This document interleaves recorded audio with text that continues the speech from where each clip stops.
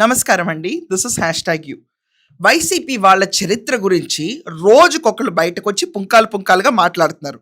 ఈ వీడియో ఖచ్చితంగా చూడాలి. ఎందుకంటే వాళ్ళ నిజ స్వరూపం ఏంటనేది అందరికీ తెలుస్తుంది. Hero come comedian and character artist Ali ఒక ఇంటర్వ్యూలో ఇచ్చి చెప్పిన మాటలు వింటే వైసీపీ వాళ్ళు ఇలా వాడుకుని వదిలేసే బ్యాచా అన్న విషయం అర్థమవుతుంది. స్టార్టింగ్లో అందరినీ బాగా పిలిచేవాడండి. నవంగన్న, ఆలన్న, దాని తర్వాత ఇంకోళ్ళు అన్న అనుకుంటా. ఒక్కసారి పవర్లోకి వచ్చిన తర్వాత తన విశ్వరూపం ఏంటో తను చూపించాడు. అదే కాకుండా నెక్స్ట్ టైం వై నాట్ 175 అని చెప్పి రెచ్చిపోయిన పోకడతో 11 స్థానాలకు పుచ్చిపోయిన పడిపోయిన జగన్మోహన్ రెడ్డి పార్టీ వాడుకుని వదిలేయడంలో ఎక్స్పర్ట్స్ అని అందరూ రియలైజ్ అయ్యారు. రైట్ ఫ్రమ్ బోరుగడ్డ అనిల్, దాని తర్వాత శ్రీరెడ్డి, ఈరోజు అలీ. అలీని వీళ్ళ బ్యాచ్తో కలపకూడదు. ఇక్కడ అలీ ఎప్పుడు నోరు పారేసుకోలేదు, ఇష్టం వచ్చినట్టు మాట్లాడలేదు, తనకంటూ హుందాగానే బిహేవ్ చేస్తాడు అలీ.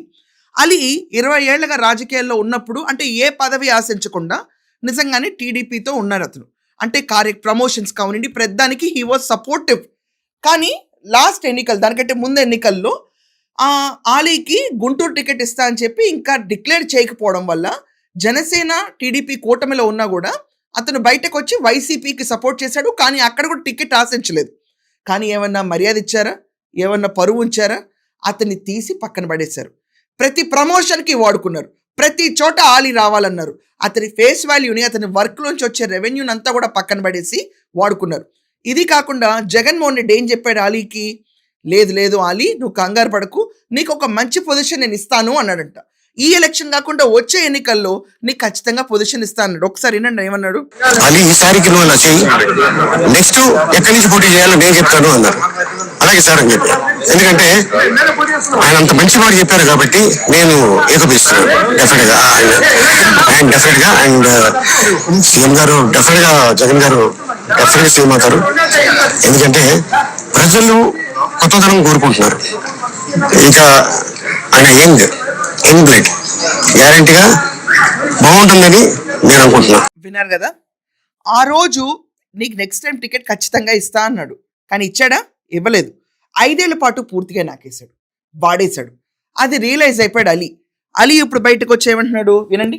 పని మానుకొని వచ్చి ఆ టైంలో ఎంత క్యాన్వాసింగ్ చేశారు. ఇంత రికగ్నైజ్ ఉన్న నేను, ఇంత పేరు ఉన్న నేను, ఒక వర్గానికి చెందిన జస్ట్ కరేపాల తీసేస్తే ఎవరికైనా బాధ ఉండదు. ఆ బాధ నేను చాలా చూసా పొలిటీషియన్ తీసుకున్నా. నాకు ఫుడ్ పెట్టింది సినిమా, రాజకీయం కాదు, ఏ పొలిటీషియన్ కాదు. సో అట్టాగా నేను వద్దు అనుకున్నా, డెసిషన్ తీసుకున్నా. చూసారు కదా, ప్రచారం అప్పుడు అంతగా వాడుకుని చివరికి ఏ పొజిషన్ ఇవ్వకుండా. అది కాకుండా జగన్మోహన్ రెడ్డి వచ్చే ఎన్నికల్లో అంటే 2024 ఎన్నికల్లో కూడా తనకి సీట్ ఇస్తా అన్నాడు, ఇవ్వలేదు. సో ఇలా నేను నా సినిమా ఫీల్డ్ నాకు భోజనం పెట్టింది, నేను అదే చేసుకుంటాను, ఇంకా నేను ఈ రాజకీయాలకు దూరంగా వెళ్ళిపోతున్నాను. దాని ముందు 20 సంవత్సరాలు, తర్వాత వైసీపీలో 5 సంవత్సరాలు ఆలీకి తల పండిపోయింది. ఇక్కడ ఒక విషయం చెప్పండి, ఇలా ఎంతమందిని వాడుకుంటారు, ఎంతమందిని? వాళ్ళకున్న గుడ్ విల్, ఫేమ్ అన్నిటిని వాడుకుని వదిలేయటంలో వైసీపీ పిచ్చ ఎక్స్పర్ట్. స్పాట్లో మాట్లాడేస్తాడు జగన్మోహన్ రెడ్డి. తర్వాత అపాయింట్మెంట్ అనేది ఇవ్వడు. వాళ్ళు కలవాలంటే యుగాలు పడతాయి.